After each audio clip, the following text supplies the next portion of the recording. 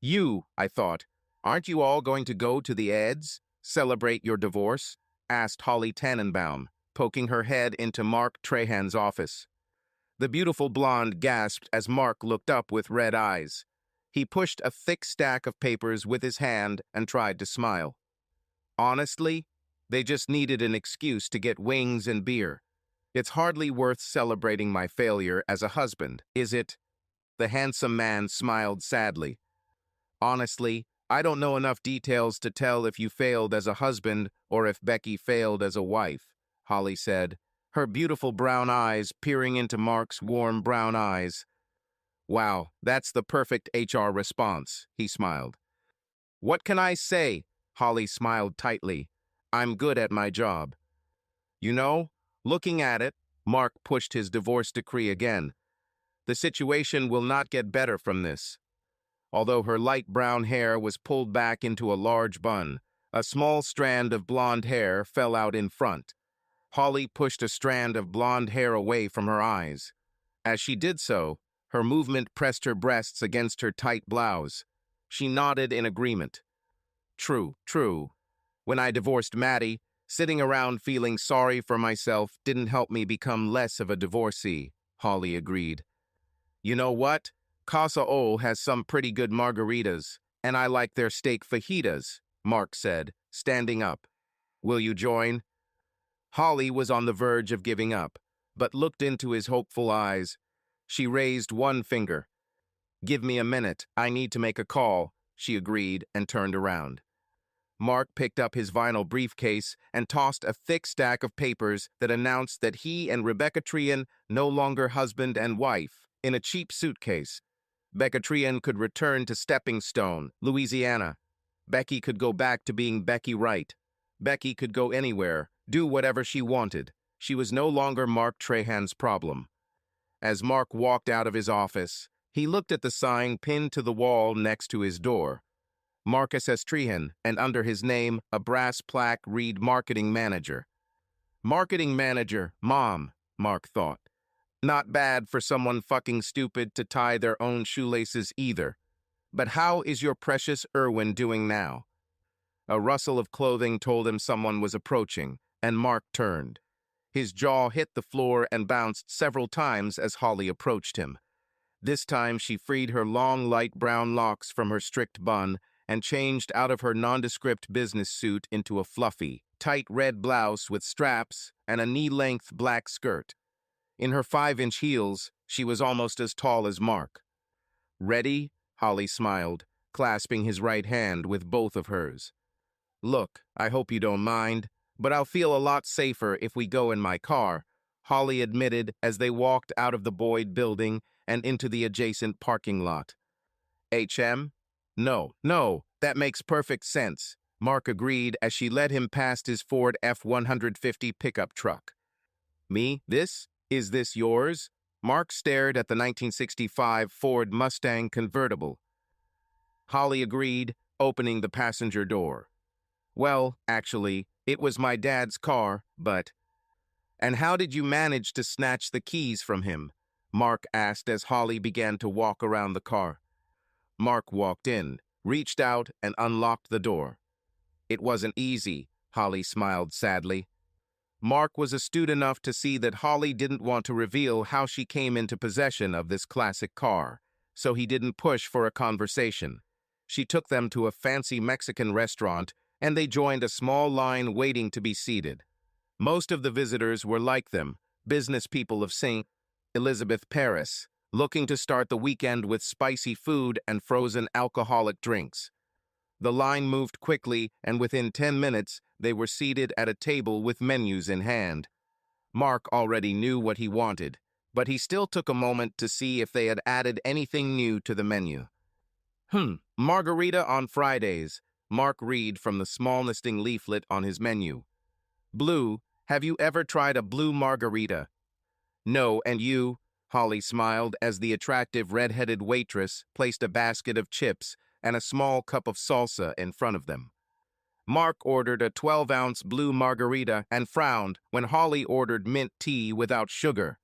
The waitress hurried away to pass on drink orders.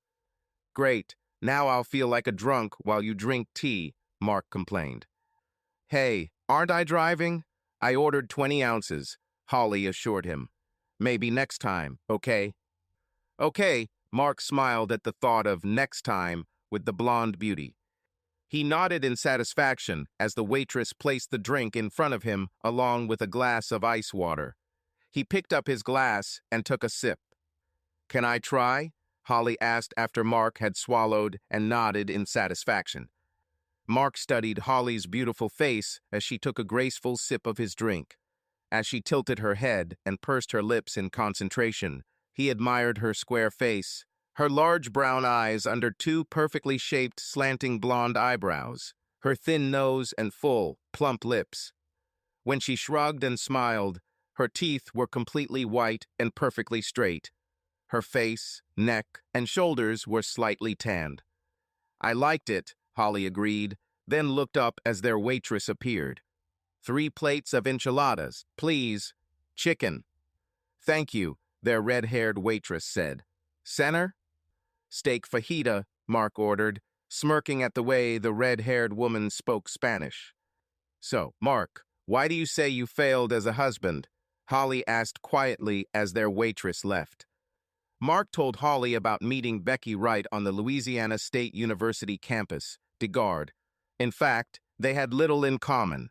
She was a mediocre student and grew up the eldest of 3 daughters raised in a trailer in Stepping Stone, Louisiana. He grew up as the youngest child in a family with 3 girls and 1 older brother. The girls adored him, and his brother bullied and tortured him mercilessly. Since he could not physically resist, Mark resisted, getting only A's in school. Although Trudy, Sasha, and Helena adored him, Mark's mother liked to joke that after 3 girls and Erwin, she was too exhausted to pay any attention to Marcus. Friends and family laughed or nodded in understanding, but for Mark, being ignored or ignored by his mother was no laughing matter. Edmund, their father, was a good and loving man while he was at home. When Mark was 6 years old, his mother and father divorced, and Destrian I just stopped coming to him. And, Holly asked after a long silence. Excellent grades. Got all excellent grades, Mark confirmed. So, my roommate dragged me to this drinking party. We were there for 10 minutes, and this cute girl walked right into me, spilling my beer. Works every time, Holly giggled. Do you know how many nice guys I met this way in Connolly? Mark laughed out loud at Holly's confession. Their food arrived, and Mark told Holly about Becky's desire for a diamond engagement ring. You know, this was something she could show her mom and her sisters and all her friends at Stepping Stone, Mark said, sighing with pleasure as he tasted the juicy steak fajita. Were you at the engagement ring stage at the time? Holly asked. I think so, Mark shrugged. I mean, she was the first girl who didn't want to know everything about Erwin, didn't spend all her time staring at Erwin, watching his every move. No, Mark. Were you ready to get engaged? It's a simple yes or no question, Holly said, her eyes searching him intently. No, not really, Mark admitted. But she got the $19,000 ring. I got the degree. By that time, we had already flown out, and we lived in the Camelot apartments. Which one? Maddie and I lived in apartment 3 or 2, Holly said. No, seriously, we were at 2 or 7, overlooking the pool. Anyway, remember? Martin sent the 3 of us to this conference in Santa Rosa, said Mark. Holly agreed, scooping some beans and rice onto her fork. But this big forest fire canceled the conference, so Derek and I got on the next plane. Finnegan had family there, so he stayed, Mark continued. We're heading back. Derek gave me a ride home from Lafayette Airport. Holly watched as Mark talked about how he walked into his apartment, walked into the bedroom, and found his wife cheating, perpetrated by her wife's lovers, and how much she didn't care about their relationship. Holly remembered how Mark showed up for work a few days after the unsuccessful conference, with signs of a beating. She looked at his nose. Mark's surgeon did an excellent job repairing the damage. Is there room for dessert? We have chocolate flan that makes you forget about the world's problems, their waitress suggested. Maybe if I didn't eat all those chips, Holly smiled at the waitress. Mark paid the bill, left a generous tip, and helped Holly out of her chair. She pointed out that he had kept half of his blue margarita, and he shrugged. Oh, my ex-husband? He'd ask you what's wrong with you, Holly giggled, taking his right hand with both of hers. Oh, Becky would kill me for this, Mark agreed. Outside, a man in his 70s or early 80s offered Holly $50,000 for her Mustang. She flashed a brilliant smile and admitted that it was her father's smile. She will not part with him for any money. Pulling up next to his pickup, Holly thanked Mark for the wonderful meal. Mark was initially surprised that she knew which car was his. There were still a few cars parked in the multi-level parking lot. She kissed him. Thank you, Holly whispered. Are you kidding me? Mark chuckled. No, ma'am, thank you. She kissed him again. Hey, do you like Italian food? Have you ever been to Benito? Mark asked. Do you want to go there tomorrow evening? I can't, Holly smiled easily. Hank, I broke up my date with Hank. We got to go to the Carrie Hebert exhibit at the Lopez Center. She's an artist from Mindy, Arkansas. Anyway, we were supposed to go there tonight, but I interrupted our date to go out with you. But maybe next Friday, maybe next Saturday. Think about where the three of us can go, all together, okay? Said Holly. You, me, and Hank, okay? Yeah, Mark agreed, closing the door of his pickup truck. Hey, Mark, come on. You didn't ask her to break up her date with her boyfriend. Mark consoled himself as he got into his truck. Damn, you didn't even know she had a boyfriend. Mark continued his thoughts as he started the car. But damn, this Hank is one lucky freak, huh? Mark said, remembering Holly's kiss. Mark winced as he walked from the parking lot of his apartment complex towards his apartment. Outside, two plump women were swimming in the complex's overly chlorinated pool. Mark wondered who would have the nerve to sell plus-size bikinis. As he closed the door to his apartment, he wondered who would have the nerve to buy plus-size bikinis. Well, apparently these two did, Mark said, wincing again, and then parodied the Guns N' Roses song Paradise City. Oh, take me to Cellulite City, where the hips are wide and the girls are ugly. Opening his briefcase, Mark saw the legal documents again. He wondered what Becky was thinking when she received those papers. Then, pushing thoughts of his wife, his ex-wife, out of his mind, Mark thought again about the beautiful Holly Tannenbaum. On Monday morning, as Mark prepared a cup of green tea with a heaping tablespoon of local wild honey, several Boyd Investment Group employees watched as Holly peppered Mark with chatter about the Carrie Hebert exhibit. Powerful and provocative were the words Holly used most often. Mark noticed that Holly never used the word beautiful. Well, I suppose some of them are beautiful in their rugged simplicity, Holly said thoughtfully. With a see you later, Holly rushed out of the dining room. Several men watched her leave. Some men and some women looked at Mark questioningly. Some even looked at Mark with hostility. The HR assistant developed a reputation in the office as an ice queen. Holly built a thick and high wall around herself. Then outside of this wall, she dug a deep and wide ditch and filled it with fire-breathing dragons. Several men dared to ask a beautiful young woman out on a date, but were politely but firmly refused. Those who did not take no for an answer were no longer employed by Boyd Investment Group. At 4 o'clock, Holly looked into Mark's office. He looked up from his handwritten notes and smiled.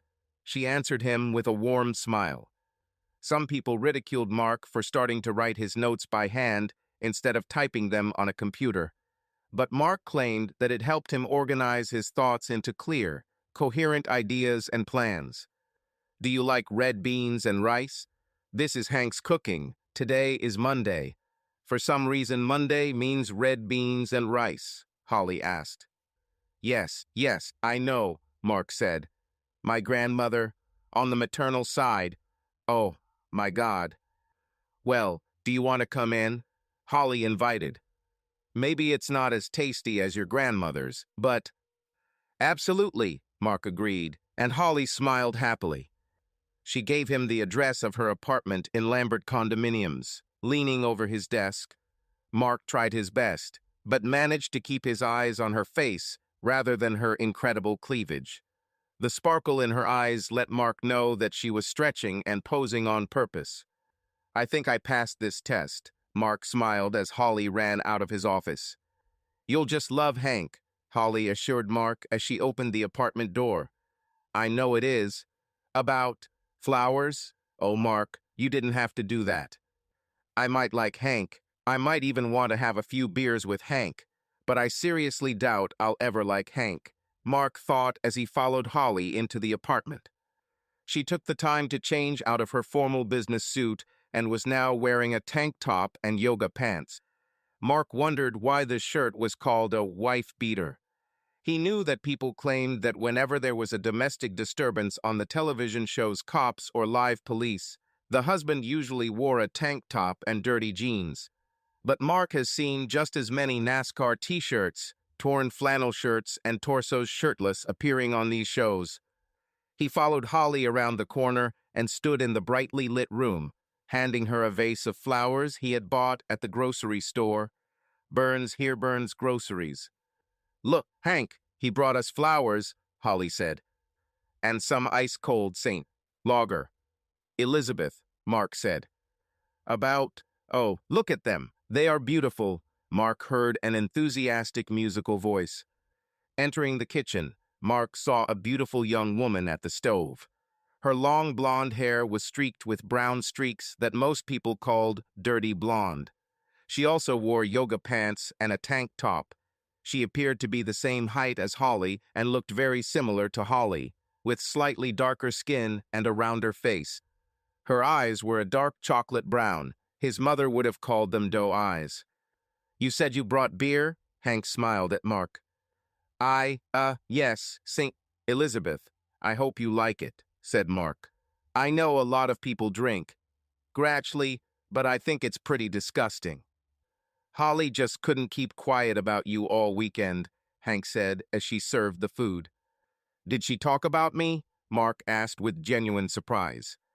Yes, she was talking about you, Holly said, placing her hand on his forearm. But now that I see those eyes, who can blame her, said Hank. They ate in the dining room. Mark thought he looked like a pig finishing his second helping of cookies. A woman likes it when her man appreciates her cooking, Hank said. Her man, Mark wondered as Hank and Holly cleared the table. Mark, what are you drinking coffee? Holly asked. Yes, just decaf, Hank shouted from the depths of the narrow kitchen. 2 spoons of cream, 1 of sugar, said Mark. Hank made butterscotch cheesecake. Oh my God, I'm getting fat. It's all her fault, Holly gushed, carrying a tray with 3 mugs of coffee. Olive, is that you? Mark asked, reading the inscription on the ceramic coffee mug. About. This is so unexpected, but I love you too, Holly teased. Eh? Oh, Mark asked, then smiled widely. Olivia, I love you, sweetheart. A moment later, Hank entered the dining room with 3 plates of cheesecakes on a tray.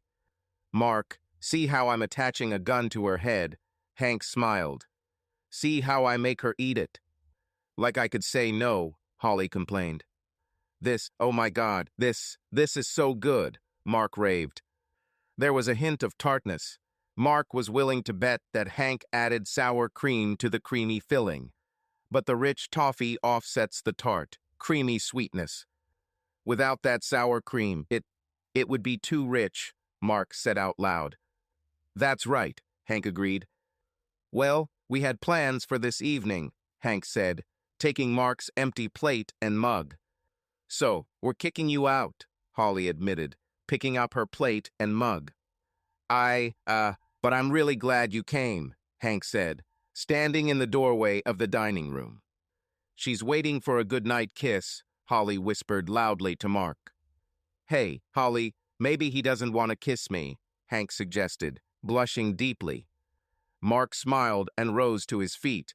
He had lived with his older brother's ridicule, posturing, and bullying for years, and he knew full well that physical wounds healed much faster than emotional ones. Even if he wasn't attracted to a beautiful, sexy young woman, Mark would do everything he could to avoid hurting her feelings. But he was actually very attracted to his roommate, Holly. He was almost as attracted to the beautiful Hank as he was to the gorgeous Holly. I was trying to think of a way I could get a kiss from you, Mark said to Hank. You know, a kiss and not look like a jerk in front of Holly. He kissed Hank. Good night. Thank you very much for the invitation. Good night, Hank whispered, then turned and ran up the stairs. Mark watched Hank run up the stairs. The yoga pants were sheer. I knew you'd like her, Holly said enthusiastically, joining Mark. I'm so glad you came, Holly whispered at the door. Me too, Mark agreed. Holly kissed him. She smiled. Good night, and gently pushed Mark out of the apartment. At work on Tuesday morning, the usual crowd in the break room watched as Holly enthusiastically greeted Mark. The same group was confused when Mark and Holly sat down to lunch together. Mark found it amusing to have colleague after colleague pop into his office all day and then nod in approval. By Thursday, several people had dared to ask Mark about his relationship. Mark was an open-minded person, which allowed him to stand out from a large field of qualified candidates for the position of marketing manager. Martin Boyd himself was the last person to interview him, and he liked Mark's honest answers. Mark wasn't afraid to admit that he didn't know everything about everything, and there was always something new to learn. So when asked about relationships, Mark said he didn't know what kind of relationship it was.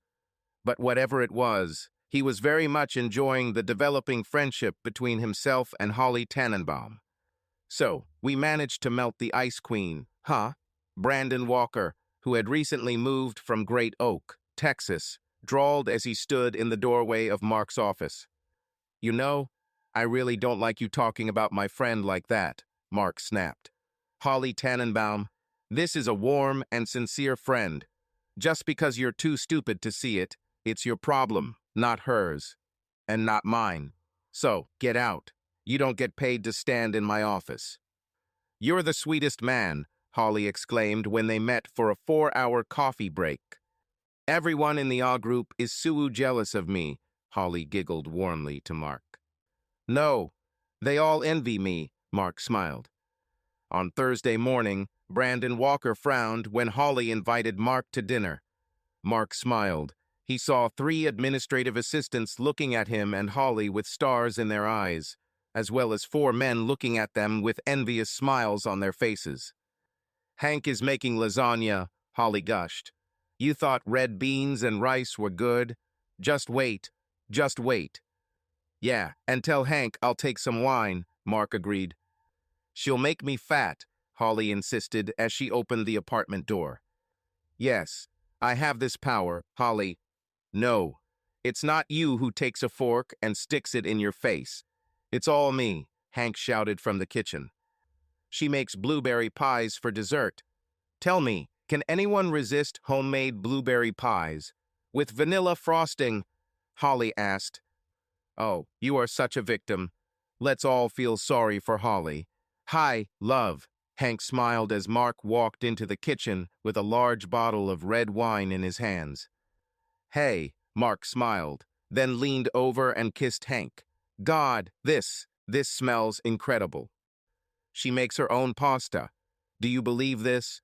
Holly said, gently stroking Hank's back. Do you believe in that? Who makes their own pasta? The store-bought ones are so tasteless, Hank said, looking for a corkscrew. Baby, do we have a corkscrew? I have an army knife, Mark said, pulling out his Swiss army knife. This time, knowing that there was dessert, Mark did not fill himself up. He would like to. Hank used fresh garlic and olive oil when preparing the pasta sheets. A woman loves when her man appreciates her culinary talents, Hank smiled, kissing Mark as she stood up from the table. I knew you'd like her, Holly exclaimed enthusiastically, squeezing Mark's hand. The fresh blueberry pies were restaurant quality in Mark's opinion. Hank's lasagna was also restaurant quality. Her lasagna put his mother's lasagna in the shade, although Mark always believed that his mother made the best lasagna in the world. "Okay, it's a weeknight," Hank stated as Mark finished his pies. "So we're sending you home. But you need to come up with something for the three of us. And no, not a movie," Holly said. "Something where we can get to know each other better." "So, good night," Hank said, standing in the doorway of the dining room. "She's waiting for a kiss goodbye," Holly whispered loudly. "Shut up, Holly," Hank laughed, clicking her heels nervously. Mark kissed Hank. "Good night," Hank said, and then jumped up the steps. "I think she likes you," Holly chuckled cheerfully as she walked Mark to the door. "And I know that I like you," she whispered and kissed him. Holly gently pushed Mark out of the apartment. Three of them fit in his pickup truck, and he drove them to the Hop Kim Chinese restaurant. The trio had fun eating with chopsticks and trying each other's dishes. They then went to the Courtyard bowling alley near the Courtyard Mall in Pin Oak, Louisiana. Holly hadn't bowled since she was a teenager, and Hank had never picked up a pin. Bowling was a great sport for three people to get to know each other. This fostered friendly competition and genuine applause and support. They played in alphabetical order. First Hank, then Holly, with Mark in last place. "My mother was a beautiful blonde who loved my father, me and my sisters with all her heart," Holly said, then applauded Hank's lucky shot. "She never said, and my dad never said, but the reason they got divorced was because my mom loved women," Holly said, then walked up to the bowling alley. "This is fun," Hank giggled happily. "Yes, bowling is a place where no one orders you to be quiet," Mark opined. "Ha, beat it," Holly grinned as she managed to knock down 5 pins. Mark smiled and picked up his bowling ball. Since the sports complex was only a few months old, the paths were still quite slippery. The shoes were quite hard, and the balls were not chipped and worn. Mark wondered how long it would be before the place became as run down as the bowl Arama in Bender, Louisiana. Carefully, Mark managed to knock down 1 pin. His second throw was a ball flying along the edge of the lane. "Ha!" Hank teased him as she walked by. Hank squealed and then laughed. Holly smiled as he sat down next to her. "I saw your office," Holly reminded him. "HM, this is cute." "About. Hey, I've never seen your office," Mark said. "And I saw all those bowling trophies on your shelf." Holly giggled and kissed him. Holly told Mark about how one morning she lost her beautiful, wonderful, loving mother in a terrible car accident. Holly had just recently begun the frightening and uncomfortable transformation from awkward girl to young woman. Holly really needed her mom. "I mean, Daddy married Miss Wendy. There was never any doubt that she loved us girls," Holly said.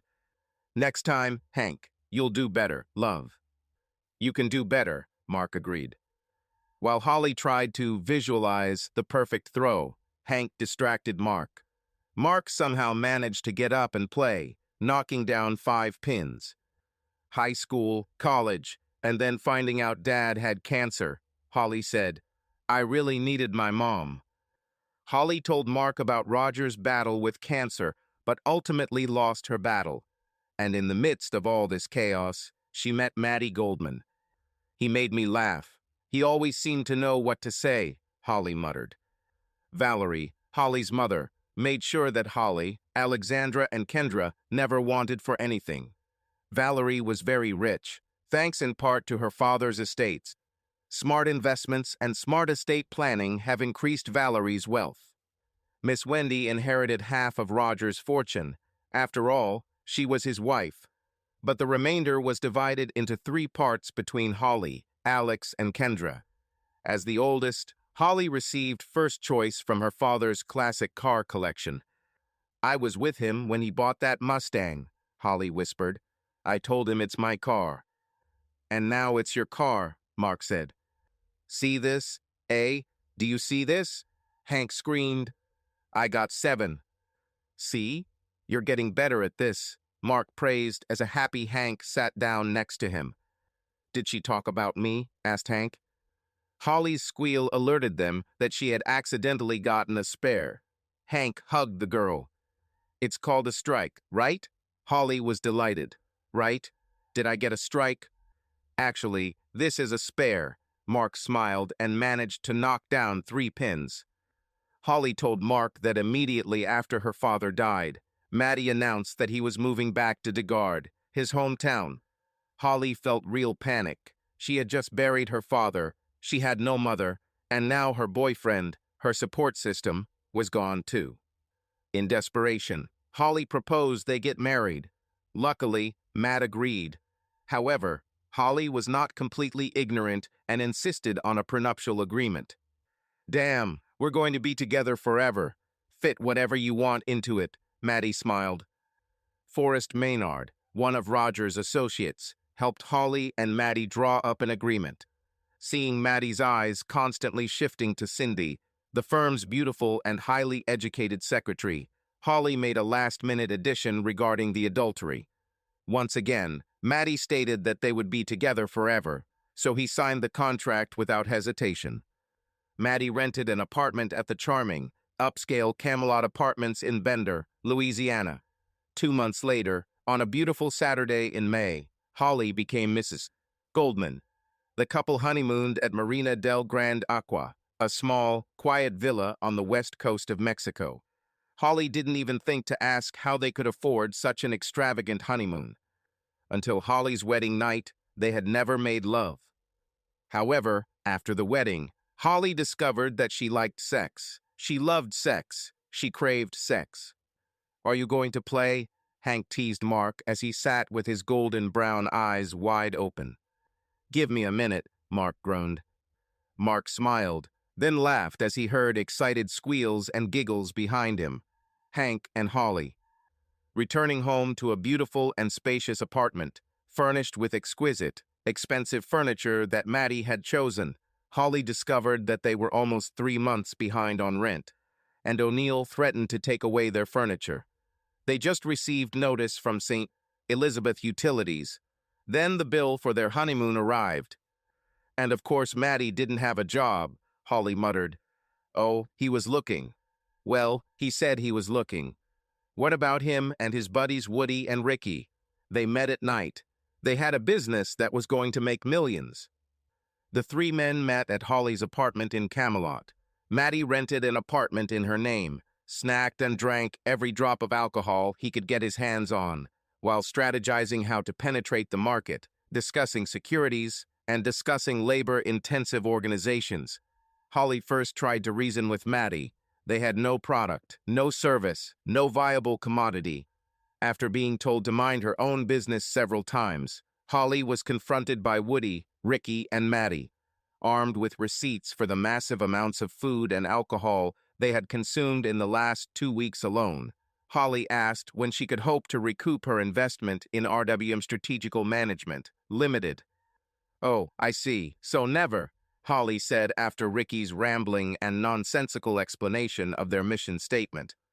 So, next RWM meeting, it should be at your house, Ricky.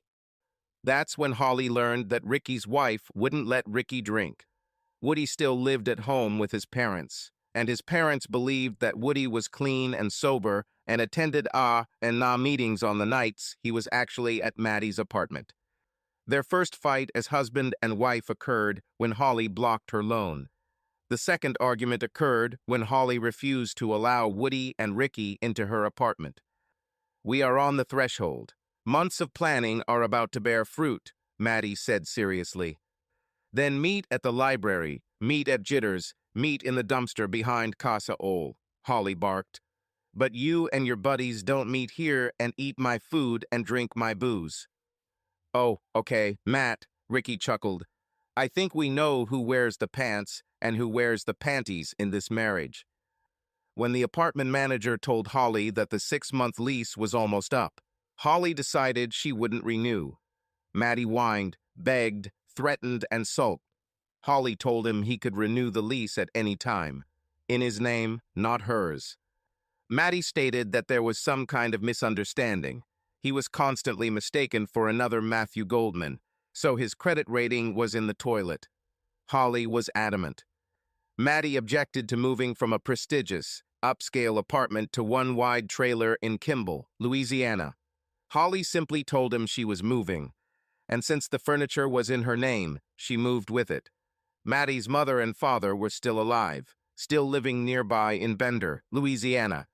Maddie could live with them if living in a trailer was so disgusting to his sensibilities. "I love Daisy Upchurch," Holly giggled. "The women in the trailer park called her DK, and I was like, what are you all talking about? Her name is Daisy Upchurch. Shouldn't you call her Yes?" The women at the trailer park called a rather attractive woman in her 40s DK, which means door handle. According to one woman, every boy in the trailer park took part, except for her precious boy, of course. 2 days after her 21st birthday, a birthday Maddie had forgotten about, Holly returned home from work at Boyd Investments to find her husband cheating with Daisy Upchurch. Maddie's triumphant grin turned to a frown when Holly wasn't upset. His scowl turned to apprehension when Holly reminded him of the prenuptial agreement they had signed. Is that us?" "It was in Texas," Maddie said. This is Louisiana. Louisiana is under the Napoleonic Code, so a prenuptial agreement is not valid in that state." Penny Jones from Richard's Film and Jones burst out laughing when Holly told her about Maddie's claims. After reviewing the document, Penny and Holly drafted a petition to dissolve the marriage between Matthew Goldman and Holly Tannenbaum. A lawyer, Maddie, Parker Johnson, was furious when he learned that Holly received an inheritance from both her mother and father before the union. The 50% Maddie could hope to earn was 50% of the bills he managed to pay. As far as Daisy Upchurch was concerned, the afternoon date was nothing more than a stress reliever. But it wasn't love. And Matthew wasn't allowed to move into her trailer. She had to think about her little daughter. Maddie returned home to his parents. This move ends any hopes that RWM Strategic Management, Limited, will someday become a viable corporation. The Goldmans fiercely despised Ricky and banned the arrogant young man from their home. "Okay, tough guy," Vernon Goldman told his son after Maddie's second month under their roof. "At your place, you have 2 weeks. 14 days right now to find a job, a stable, paying job, not some pipe dream sold to you by that damn user Ricky Hebert. Real work." "I'm looking," Maddie lied as he munched on a large bowl of frosted flakes. "Well, stop waiting and start looking. 14 days or you'll have to find another place to live," Vernon said. Would you put your son out?" Maddie gasped in shock. "What? We give birth to you, feed you, send you to school. You're finally getting married," Shirley Goldman said, standing behind Vernon. "Hey, our job, ready." Holly was unmoved when Maddie told her that he had managed to find a paying job at a professional dry cleaner. Although his chronic unemployment caused him trouble, the reason for his divorce was his infidelity, not his lack of ambition. "Your turn," Hank told Holly after 2 throws. Holly was delighted when she managed to knock down 3 pins on the first throw and 3 more pins on the second throw. Mark, Hank, and quite a few men enjoyed Holly's little happy dance. Mark smiled sympathetically, and then Hank applauded, which succeeded in knocking down 7 pins. But after the Watsons left, the Michaels moved in, Holly continued her story. "Hank, how many of you were there?" "Me, my mom, 3 sisters, and don't do anything wrong, Danny," Hank shrugged. "Don't do anything wrong, Danny?" Mark asked, grinning as he thought of his older brother Erwin, the little angel in their mother's eyes. Erwin knew this and probably took advantage of their mother's beliefs. Hank responded to Mark's smirk as she leaned against him. Holly saw a new family move in. A couple of days later, when it was time for them to settle in, she came next door and introduced herself. Her chocolate cake certainly tasted good, and Janice Michaels, the brood's mother, laughed knowingly when Holly admitted it was straight from Burns and Burns Grocers. "I mean, I know where the kitchen is." Holly said. But cooking is not my forte. Well, sweetie, who looks like yours? Janice said. I'm almost sure that most men are ready to ignore it. One Friday, after a long week of work, Holly came home and saw Henrietta, the eldest daughter Michael, sitting outside and listlessly drooping feet off the edge of the small veranda in front of his trailer. The 18-year-old girl returned the friendly gesture to Holly. On a whim, Holly walked over and asked Henrietta what was going on. Nothing, Henrietta admitted. Is it true? I mean, shouldn't you be at Kimball Academy? You're going to Kimball, right? Isn't Kimball having her spring dance tonight? Holly asked. Uh-huh, Henrietta admitted gloomily. So why aren't you dressed and ready to go? Holly asked. Miss Holly? Am I fat? Henrietta pointed out, pointing at her plump body. Yeah, you weigh a couple pounds more than most people would consider acceptable, Holly shrugged. But this face, and oh my God, those beautiful eyes. So, when do you plan to get ready? Miss Holly, no one asked me, Henrietta admitted sadly. Well, their loss is my gain, Holly smiled, helping Henrietta to her feet. Holly told Janice that she and Henrietta were going to spend the night. Scary movies, frozen pizza, ice cream, staying up late. Janice said Henrietta could stay at her house. So, what's your favorite pizza? Please don't say mushrooms. Mushrooms are so disgusting. Maddie loved mushrooms, but I can't stand them, Holly said as she and Henrietta drove to Burns and Burns Grocers. He always said, take them off, but you can still taste them. They took with them a frozen pizza and a large jar of Burns and Burns brand orange sorbet, Henrietta's absolute favorite. Holly smiled sympathetically when Henrietta revealed that she never got to eat it because Burns and Burns was Danny's favorite food. Miss Holly, what do you like? Henrietta asked as they pushed the stroller through the grocery store.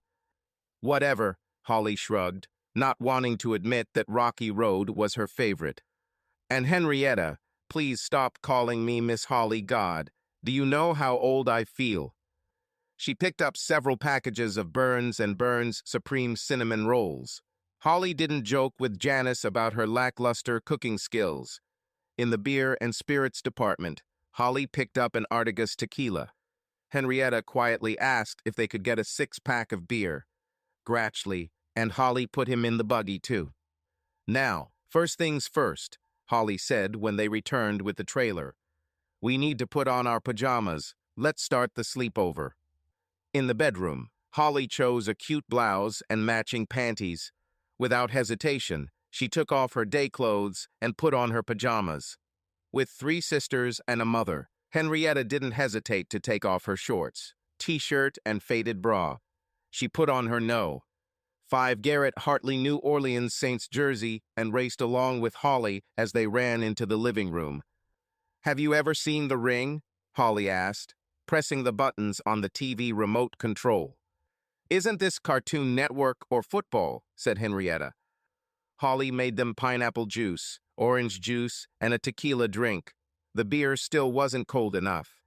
Then, huddled together under a woolen blanket, they began to watch a horror movie. 40 minutes later, Holly began preparing one of the pizzas. On the stage at the well, Holly and Henrietta screamed and grabbed each other. The final TV scene caused more screams, and they clung to each other. Holly turned on Ring Hash 2, and they drank ice-cold beer. As Henrietta put down the empty beer can, Holly put down 2 large bowls of orange sherbet. Shivering from the cold, they huddled together under a fleece blanket in the dark living room. And at the end of the second horror film, Henrietta kissed Holly. All my life, I knew I was my mother's daughter, Holly told Mark. Do you like women? Mark concluded as he looked into Holly's brown eyes.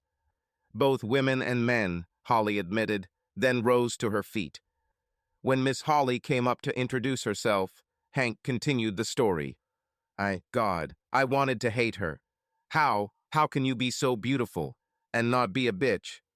In the weeks that she lived next door to the beautiful Holly Tannenbaum, Henrietta noticed that Holly's smiles and greetings never changed. Henrietta never noticed that hidden trace of hostility that she always noticed emanating from the queen bees and their docile drones. Holly seemed like a truly warm woman. When I was 5, I was going to go to kindergarten, a big girl school, Holly told Henrietta, her brown eyes warming with the memories. My mom sat me down and told me she was so proud of me, her big girl, and she just knew that I would be the most beautiful little girl and the smartest. Valerie impressed Holly, smart or not, beautiful or not. Making fun of others was never acceptable.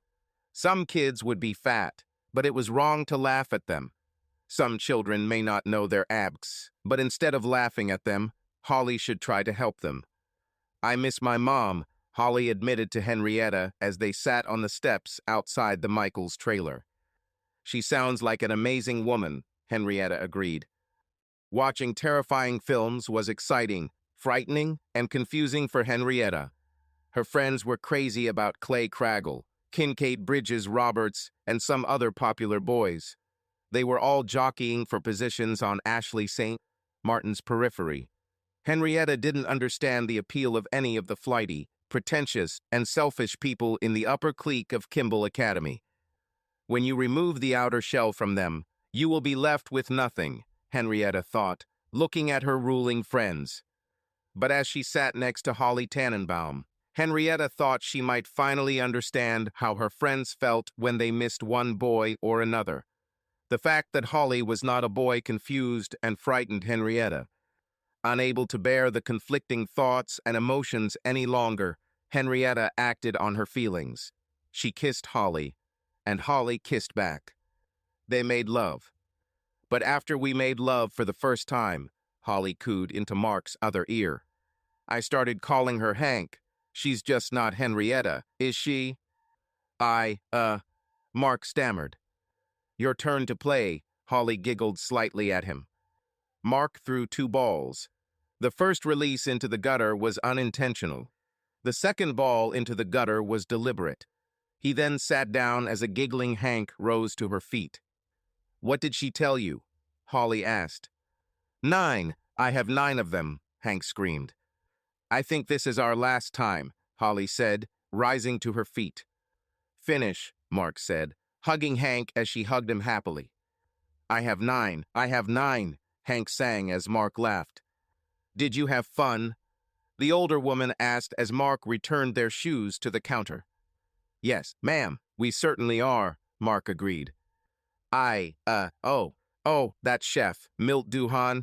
He'll be at Bricks in Jazz Beach tomorrow, Hank said, suddenly nervous when Mark started the truck.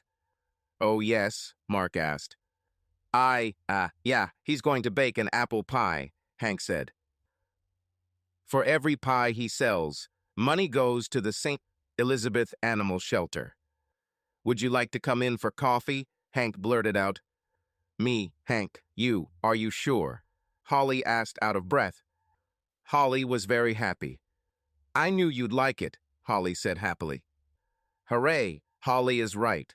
Yet again, let's all cheer for Holly, irritated Hank and then giggled. Mark wasn't surprised that no one went into the kitchen to make coffee. Instead, Holly went behind the bar and poured 3 small glasses of brandy. Looking at the label, Mark nodded in approval. Sire apple brandy was a great, inexpensive after-dinner liqueur. Later, the 3 of them made love. Mark showered, shaved, even thought about taking a nap, but decided to drink a few cups of coffee instead. Holly and Hank were clearly dressed, ready, and waiting for him outside. Television cameras were installed inside the Bricks Pizzeria. Apparently, they taped the function. Mark wasn't surprised when Milt Duhan, a local celebrity chef on Channel 12's Cast Iron Stomach, tapped Holly to help him sift the dry ingredients. The pies are $25 each, Chelsea Duhan, a local reporter, and wife Milt told the camera. $50 each if they also want a cast iron skillet. I'd like 2 of them, with the frying pans, Mark said as the waitress came to take his order. Yes, sir, and thank you, beamed the waitress. Every sale goes to support the St. Elizabeth Animal Shelter. Mother, do you see? I told you it was him. The redhead squealed, bursting into the crowded restaurant, dragging a much older woman with her. Miles, they're taping, Llewellyn Stamy chided Amelia Stamy. Hello, I watch your show all the time. I record it while I'm at school, but as soon as I get home it's on. Mealy Stamy muttered excitedly as Milt stopped what he was doing and glared at the intruder. Miss, please sit down, asked Bill Henderson, the stage manager. I just love you so much, Millie laughed as her mother and Bill escorted the girl to her seat. Now we have the filling, and I need a volunteer, Milt said as Bill gave him the ghost signal. Millie was up from her seat and around the counter before Milt could finish his sentence, declaring, Me, I will do it, I will do it. To wash all those dishes, then sweep and mop the floors. Oh, and we have a volunteer. Yes, Milt said, smiling at Millie as the crowd laughed. I'm serious, ask your mom. I'm watching you all the time, Millie muttered, laying out the apple filling into the pan. It's all because of you that I will become a cook. I'm going to go to Algy's Culinary College. You should teach a class or two there, I swear. Hey, Mommy, does she ever catch her breath? Milt asked Llewellyn.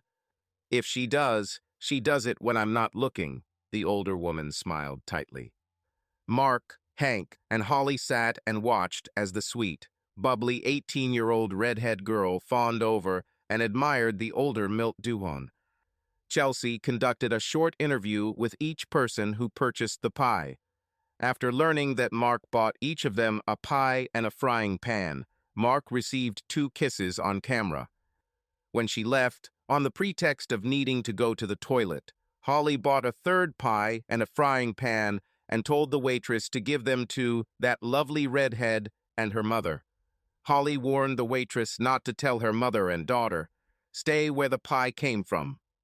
On Monday morning, Mark staggered down the stairs, lethargic and slightly irritated.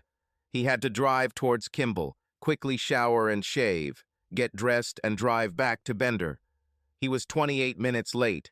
Fortunately, he was the manager of his department.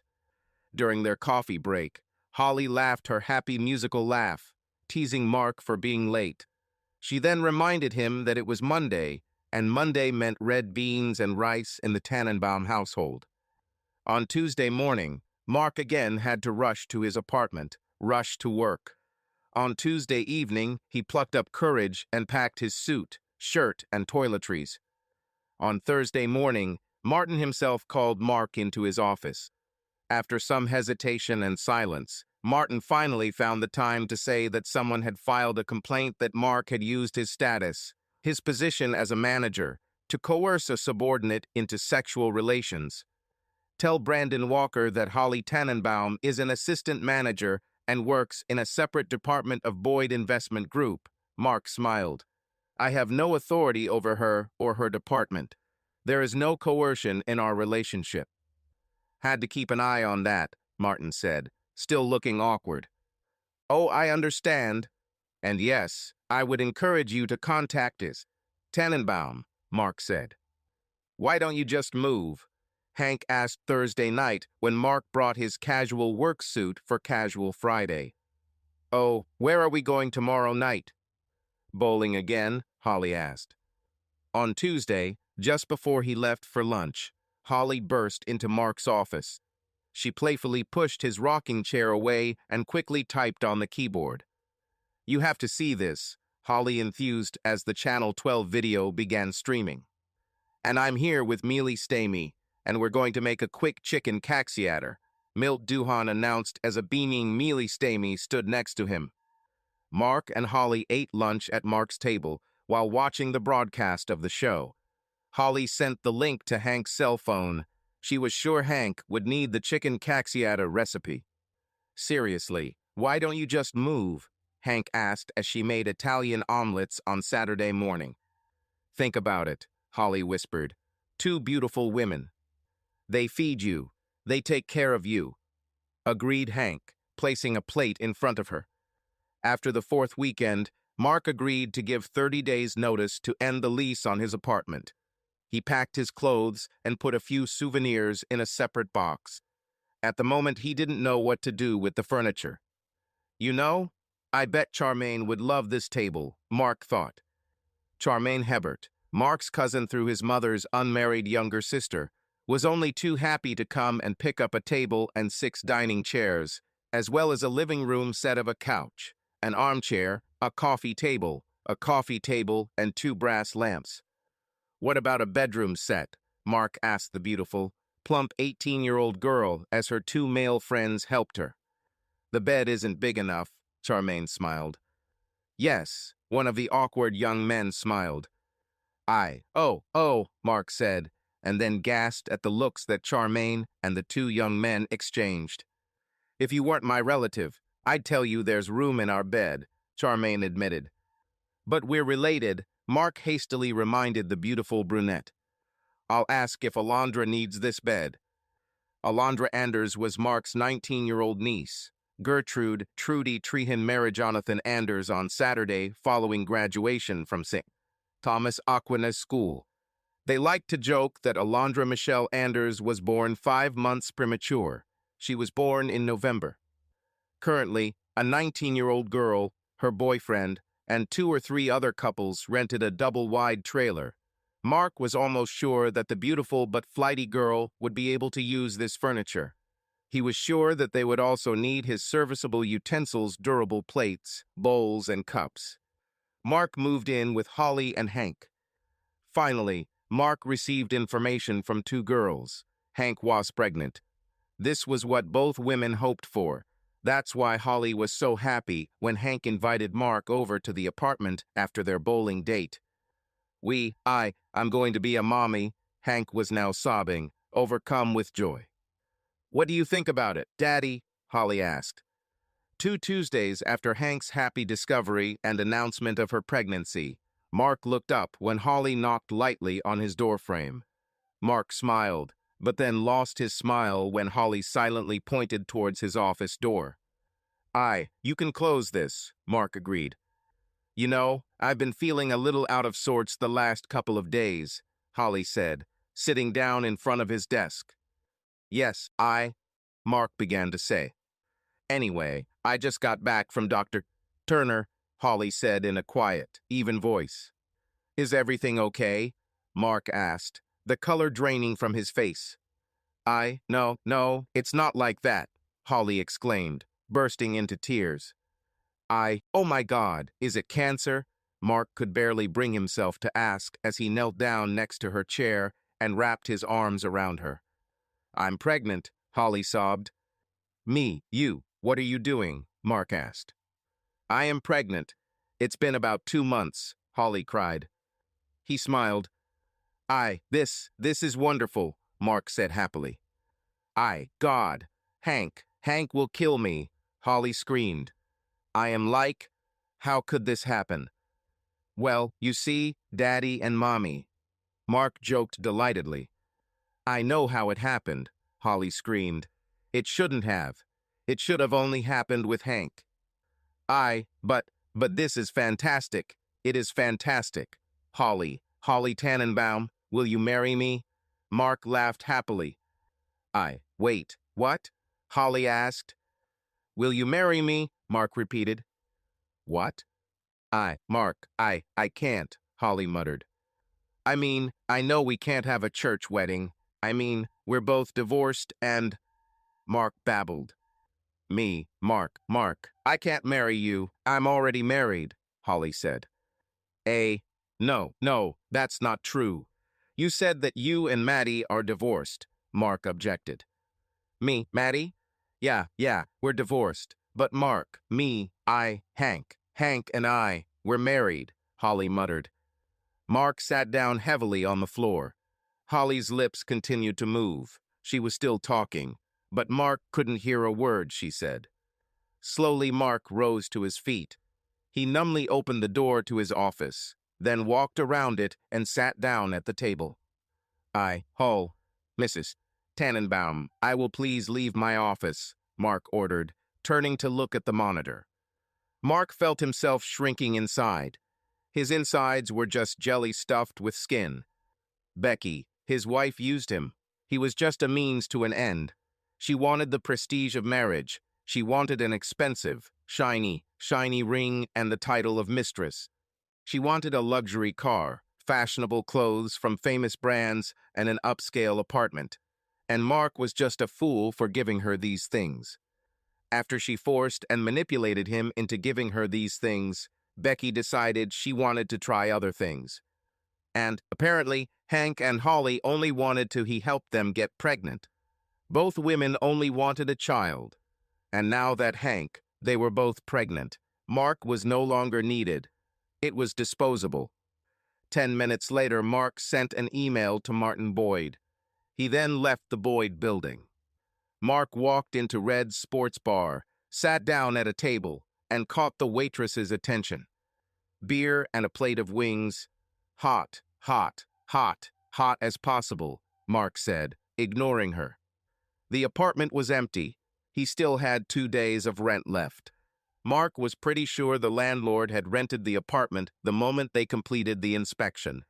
Perhaps his mother would allow him to spend a few nights at her house until he found somewhere else to live. "Will you buy the girl a drink?"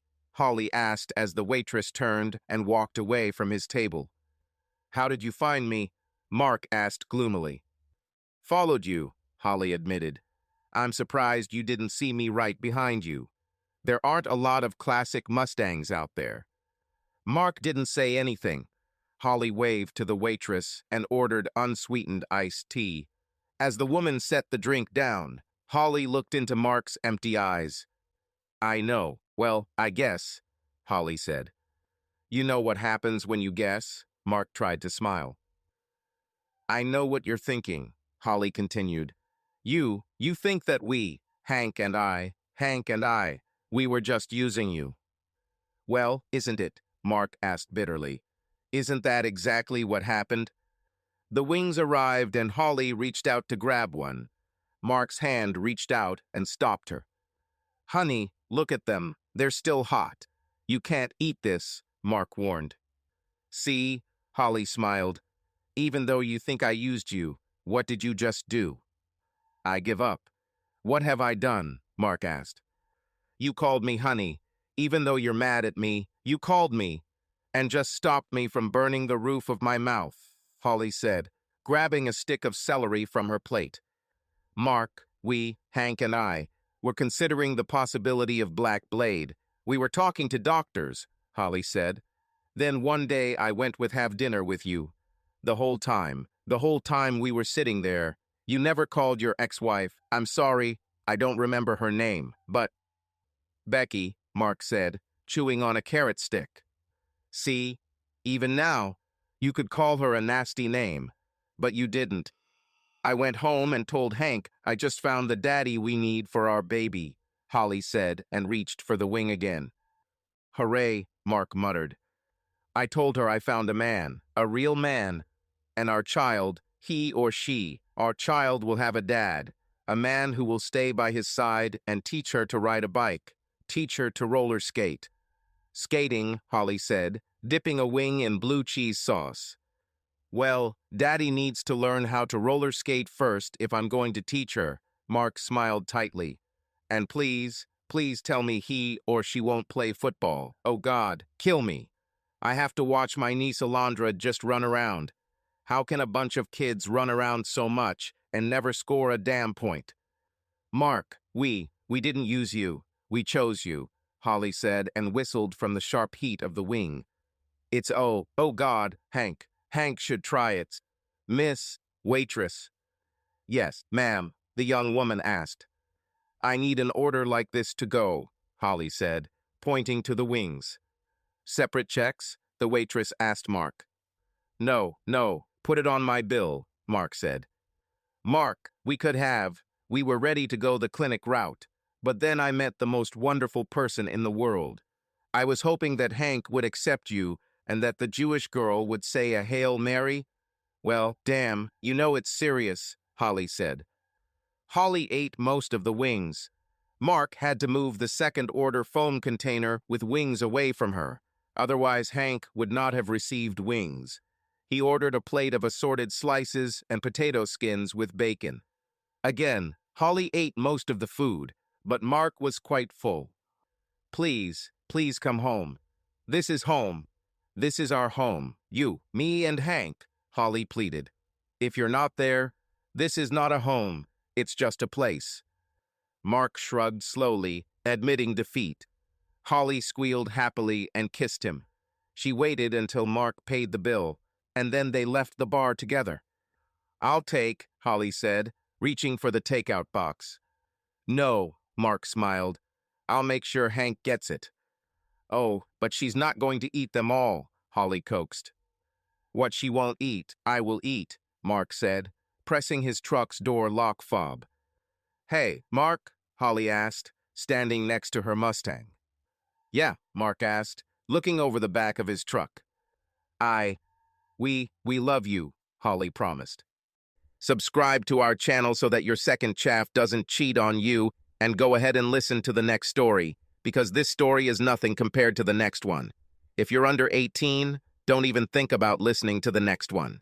Listening to the next one. Listening to the next one. Listening to the next one. Listening to the next one. Listening to the next one. Listening to the next one.